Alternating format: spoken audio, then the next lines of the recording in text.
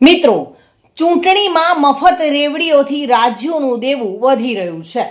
ચૂંટણીમાં મફત રાશન, મહિલાઓને રોકડ જેવી મફતની રેવડીઓવાળી યોજનાઓ રાજ્યો માટે મોટો બોજ બની રહી છે। સ્થિતિ એવી છે કે આને પૂરી કરવા માટે રાજ્યો પૂરતા સંસાધનો મેળવી શકતા નથી અને સંતુલિત બજેટ પણ બનાવી શકતા નથી।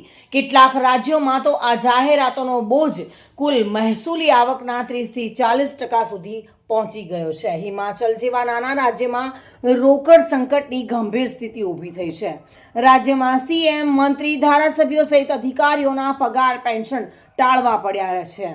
તેલંગાણાને ચૂંટણીલક્ષી જાહેરાતો માટે દર વર્ષે 1 લાખ કરોડ રૂપિયા જોઈએ છે, પરંતુ બજેટની અછતને કારણે ઘણી યોજનાઓ અટકી પડી છે। મધ્યપ્રદેશમાં લાડલી બહેનની યોજનાને કારણે જીએસડીપીની સરખામણીમાં દેવું 27%થી વધીને 32%એ પહોંચી ગયું છે। મહારાષ્ટ્રમાં લાડકી બહેન યોજનાના દબાણને કારણે તહેવારોમાં મળતી રાશન કીટ યોજના બંધ કરી દેવામાં આવી છે। એટલે કે ચૂંટણીઓમાં મફતની રેવડીઓથી રાજ્યોનું દેવું વધી રહ્યું છે।